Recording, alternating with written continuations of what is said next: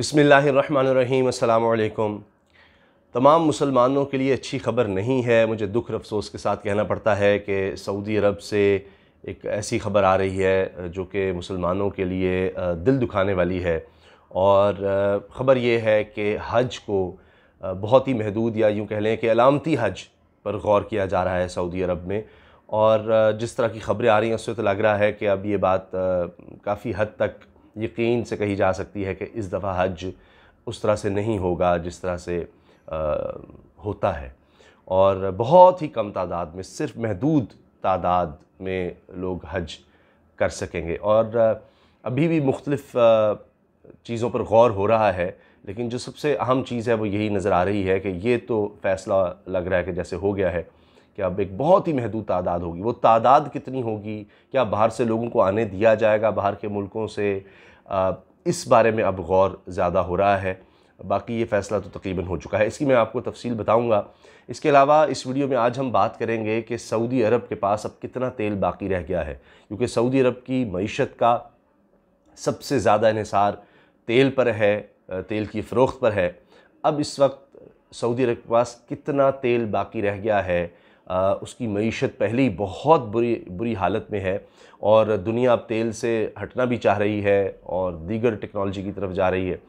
तो सऊदी अरब के वली अहद मोहम्मद बिन सलमान तेल पर इन्हिसार कम भी करना चाहते हैं। 2030 का उनका विज़न है, वो भी बहुत मुश्किलात का शिकार है। तो इस बारे में भी हम बात करेंगे। पहले मैं आपको बता दूं, ये सारी ख़बर रॉयटर्स जो दुनिया की बहुत बड़ी न्यूज़ एजेंसी है वो ये बता रही है कि सऊदी अरब की हुकूमत ने मुल्क में जो इस वक्त वबा की सूरत हाल है और उसके में केसेस में तेज़ी से इजाफ़ा हो रहा है, 1 लाख से केसेस तजावुज़ कर चुके हैं। तो इस वजह से उन्होंने इस साल हज में आज़मीन की तादाद को बड़े पैमाने पर कम करने की तजवीज़ पर गौर शुरू कर दिया है। और रॉयटर्स कह रहा है, रॉयटर्स के मुताबिक इस साल जुलाई के आखिर में हज शुरू होगा, लेकिन सऊदी हुकूमत आज़मीन की तादाद को कम करने पर गौर कर रही है। हज के मामलात से जुड़े ज़राए का कहना था कि हुकाम रवां बरस सिर्फ अलामती तादाद को हज की इजाज़त देने पर गौर कर रहे हैं, जबकि बुज़ुर्गों पर पाबंदी और सेहत के हवाले से सख्ती भी की जाएगी। रिपोर्ट के मुताबिक बाज़ हुक्काम का मशवरा है कि हज को मनसूख कर दिया जाए। ये तक मशवरे दिए जा रहे हैं कि हज को मनसूख ही कर दिया जाए, ख़त्म ही कर दिया जाए, जबकि बाज़ हल्कों की जानिब से तमाम मुल्कों को मामूल के कोटे से सिर्फ और सिर्फ 20% की इजाज़त देने का मशवरा दिया गया है। यानी एक तरफ तो कह रहे हैं मनसूख ही कर दें, कुछ कह रहे हैं कि चलें 20% तक लोगों को आने दें। यानी बूढ़ों को तो उन पर पाबंदी होगी, जो बीमार होंगे उन पर सख्ती भी बड़ी होगी।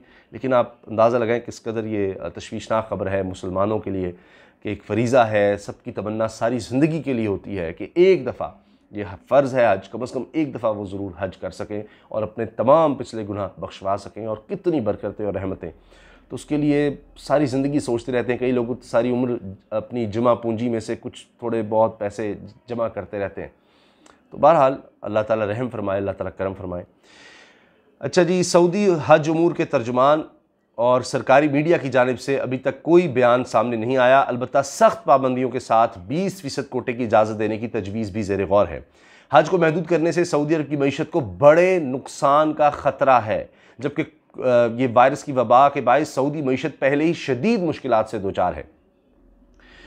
और मैं अभी आपको बताता हूँ कि कितना ज़्यादा नुकसान सऊदी अरब पहले ही उठा रहा है। मईशत उसकी बहुत बुरे हाल में है, तो अब इसकी वजह से हज महदूद या मनसूख तो मैं कहना भी नहीं चाहता, बहरहाल इस वजह से भी कितना नुकसान हो रहा है सऊदी अरब को।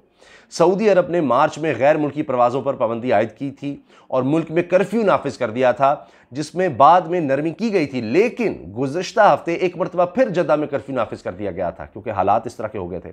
हज के लिए सालाना 25 लाख से ज़ायद मुसलमान सऊदी अरब जाते हैं। ये सरकारी अदाद-ओ-शुमार है, बाज़ लोग कहते हैं 30 लाख से भी ज़्यादा होती है तादाद। बहरहाल जिसमें मकामी मईशत को, ये जब लोग 25 लाख से ज़्यादा लोग हज के लिए जाते हैं, तो इसमें मकामी मईशत को एक अंदाजे के मुताबिक 12 अरब डॉलर का फ़ायदा होता है। सिर्फ मकामी मईशत को सऊदी अरब की 12 अरब डॉलर सालाना का फ़ायदा होता है। ये बहुत बड़ी रकम है। सऊदी अरब ने कोरोना के बायस मुसलमानों को हज की तैयारियां मौखर करने की दरख्वास्त की थी। ये काफ़ी अर्सा पहले ये बात हो गई थी। इंडोनेशिया ने 2 जून को सऊदी अरब की जानिब से कोई जवाब न आने पर इस साल हज के लिए अपने शहरियों को ना भेजने का ऐलान किया था। इंडोनेशिया के वजीर मजहबी अमूर का कहना था कि यह फैसला वायरस के बायस किया गया है, मजहबी वज़ीर मज़हबी अमूर फिचोरी राजी इंडोनेशिया के वज़ीर हैं, उनका कहना था कि सऊदी अरब ने अब तक किसी भी मुल्क को हज से मुतल्लिक कोई जवाब नहीं दिया। इन्होंने कहा कि अब हुकूमत ने फैसला किया है कि 2020 का हज का सफ़र मनसूख किया जाए। हमारे लिए फैसला करना इंतहाई मुश्किल था और हम जानते हैं कि कई शहरी दिल बर्दाश्ता होंगे। इससे पहले इंडोनेशिया की हुकूमत ने कहा था कि अगर सऊदी अरब ने 20 मई तक कोई हतमी फैसला ना किया तो हम अपना प्रोग्राम मनसूख करेंगे, क्योंकि इंतजामात करने होते हैं बहुत से। इंडोनेशिया दुनिया की सबसे बड़ी मुस्लिम आबादी वाला मुल्क है और इसके कम अज़ कम 2,31,000 शहरी हज के लिए रजिस्टर करवाते हैं, जो किसी भी मुल्क की जानिब से सबसे बड़ी नुमाइंदगी है। सऊदी अरब की हुकूमत ने मार्च में पाकिस्तान समेत दीगर ममालिक से इस साल के हज मुआहदे ना करने की दरख्वास्त की थी। सऊदी वज़ीर हज उमरा मोहम्मद सालेह बिन ताहिर की जानिब से वज़ीर मज़हबी अमूर नूरुल हक कादरी, पाकिस्तान के वज़ीर मज़हबी अमूर हैं, नूरुल हक कादरी को लिखे गए ख़त में कहा गया था कि कोरोना वायरस के वसी पैमाने पर फैलने और मकामी व आलमी सतह पर वायरस की रोकथाम के लिए सेहत के शोबे से वाबस्ता इदारों की सिफारिशात के मुताबिक इक़दाम उठाए गए हैं। इन्होंने ये भी कहा था कि मस्जिद हराम और मस्जिद नबवी के लिए आने वालों को ज़्यादा से ज़्यादा तहफ़्फ़ुज़ फराहम करने की खातिर हिफाजती इक़दाम को मजबूत बनाया जा रहा है। ख़त में वज़ीर मज़हबी अमूर से दरख्वास्त की गई थी कि वो इस बुनियाद पर अपने दफ्तर अमूर हुज्जाज को हिदायत दें कि वो इस साल 1441 हिजरी के लिए नए मुआहदे उस वक्त तक ना करें जब तक ये जो वबा है इसकी समत का तयन ना हो जाए। सऊदी वज़ीर हज उमरा ने कहा था कि मैं यकीन दिलाना चाहता हूँ कि सऊदी हुकूमत इस वायरस के फैलाव और इसके नताइज और नई पेशरफ्त पर मुसलसल नज़र रखे हुए है और एहतियाती तदाबीर का भी जायज़ा ले रही है, जबकि इस सिलसिले में होने वाली पेशरफ्त से भी आगाह किया जाएगा। तो अब इशारे तो दिए जा रहे हैं, बाकी अल्लाह ताला से दुआ करनी चाहिए, अल्लाह ताला बेहतरी फरमाए। एक चीज़ मैं आखिर में अर्ज़ कर दूँ कि सऊदी अरब सिर्फ ये नहीं कि हज के हवाले से बहुत बड़ा धचका लग रहा है सऊदी अरब को, और ये तो खैर तमाम मुसलमानों को, लेकिन अगर सिर्फ माशी तौर पर हम बात करें तो सऊदी अरब का इन्हिसार तेल पर बहुत ज़्यादा है और आम तौर पर समझा जाता है सबसे ज़्यादा तेल सऊदी अरब में है, तो वेनेज़ुएला में सबसे ज़्यादा तेल के ज़खायर मौजूद हैं। इस वक्त 302 अरब बैरल तेल वेनेज़ुएला के पास है, लातीनी अमेरिका का ये मुल्क है, और इसके बाद सऊदी अरब का नंबर है। अब सऊदी अरब के बारे में कहा जाता है कि ये ज़खायर के बारे में कोई हतमी बात नहीं की जा सकती, क्योंकि बहुत ज़्यादा इसमें छुपाया जाता है कि कितने हैं कितने नहीं हैं। बहरहाल सऊदी अरब के बाद नंबर आता है ईरान का, 155 अरब बैरल तेल उसके पास कहा जाता है ज़खायर हैं, और उसके बाद 145 अरब बैरल इराक़ के पास है। अब इसमें एक चीज़ बड़ी ख़ास है कि अरामको जो सबसे बड़ी कंपनी है तेल की सऊदी अरब की, अब उसने 2019 में 12% का मुनाफा कमाया है, 12% कम मुनाफा, जबकि तकरीबन 47 अरब डॉलर है। लेकिन इससे आप अंदाज़ा लगाएं कि किस कदर मईशत मुश्किल में है, और मोहम्मद बिन सलमान अब मज़ीद उसको उसके शेयर्स जो हैं वो बेचना चाह रहे हैं ताकि वो तेल पर इन्हिसार कम किया जाए। ये अरामको कंपनी असल में ये अरेबियन अमेरिकन ऑयल कंपनी थी, और ये पहली कंपनी थी जिसने यहाँ से तेल निकालना शुरू किया। फिर आहिस्ता आहिस्ता इसके कुछ शेयर सऊदी अरब के बादशाहों ने ख़रीदने शुरू किए, फिर करते करते फिर सारी सऊदी अरब ने तमाम यहाँ पर मलकियत हासिल कर ली कंपनियों की, अमेरिकन कंपनियाँ थी ज़्यादा, तो उसके बाद ये फिर सऊदी अरामको हो गई। तो इस पर बहुत ज़्यादा इन्हिसार था। अब सऊदी अरब के बारे में कहा जा रहा है कि 267 अरब बैरल तेल अब मौजूद है। ये कोई हतमी बात नहीं है, मुख्तलिफ अंदाजे हैं, 2070 में कुछ थे, उसके बाद कुछ, तो वाज़े तौर पर नहीं बताया जाता। या तो अब 267 का मतलब है क्योंकि इससे पहले जो अंदाजे लगाए जा रहे थे वो इससे कम थे, तो या तो जो पहले ही कुएँ खोदे गए हैं, क्योंकि 1970 के बाद 1938 से लेकर 1970 तक बहुत ज़्यादा कुएँ खोदे गए तेल के सऊदी अरब में, लेकिन 70 के बाद कुछ ज़्यादा नहीं। और या तो पुराने जो तेल है ज़खायर हैं कुएँ के तेल के कुएँ हैं उनमें दोबारा तेल आ गया है, या नए कुछ खोदे गए हैं, ज़्यादा नहीं बताया जा रहा। लेकिन जो बताया भी जा रहा है, ओपेक को बताया जा रहा है या वैसे बताया जाता है क्योंकि सरकारी तौर पर छुपाया जाता है, तो उसमें हम ये कह सकते हैं कि तकरीबन अगर 267 अरब बैरल हैं तो ये 70 साल के लिए कह सकते हैं, मैक्सिमम 70 साल के लिए हैं।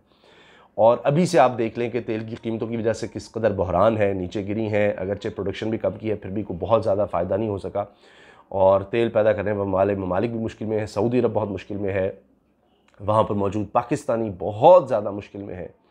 तो ये हालात हैं, और इसी वजह से कि आने वाले दिनों में सऊदी अरब में तेल कम से कम होता चला जा रहा है, तो सऊदी वलीअहद मोहम्मद बिन सलमान चाहते हैं कि तेल पर इन्हिसार कम किया जाए। 2030 का उनका यही विज़न है कि और चीज़ों से भी हम पैसा कमाएं, जिसमें सियाहत है और इस तरह के काम है। सबसे ज़्यादा उनका सियाहत पे ज़ोर है। दीगर इलाके भी वो खोलना चाह रहे हैं और वो न्योम सिटी बनाना चाहते हैं, लेकिन वो सब अब इस वक्त बड़ा ही मुश्किल नज़र आ रहा है। 2030 तक तो बिल्कुल नामुमकिन सा नज़र आ रहा है जो इस वक्त सऊदी अरब के हालात हो गए। और हज के हवाले से जो खबर आई है वो भी मैंने आपसे शेयर कर दी है।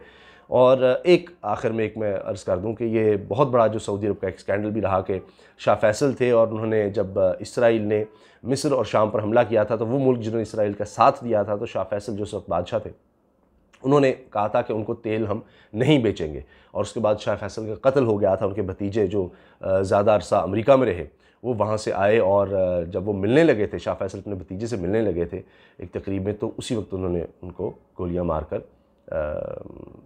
जहाँ भाग कर दिया था शाह फैसल को। और बहरहाल उसके बाद उनको भी सज़ाए मौत हो गई थी, उनके भतीजे को भी। तो ये एक बहुत बड़ा सऊदी अरब का स्कैंडल है और तेल की एक बड़ी मुसलमानों के पास ताकत थी और पूरी दुनिया को वो हिला सकते थे। अब भी ऐसा है, लेकिन अब हिस्सों में, टुकड़ों में बँट चुके हैं और उस तरह की अब लीडरशिप भी नहीं है। तो अब फ़लस्तीन का मसला भी हमारे सामने है, वो बेचारे भी बड़े मुश्किल में है। कश्मीर का है, उस तरह से बोला नहीं जाता। बहरहाल बात कहीं से कहीं चली गई, उसके लिए मैं माज़रत चाहता हूँ। दुआ में याद रखिएगा। इजाज़त दीजिए। अल्लाह हाफ़िज़। पाकिस्तान ज़िंदाबाद।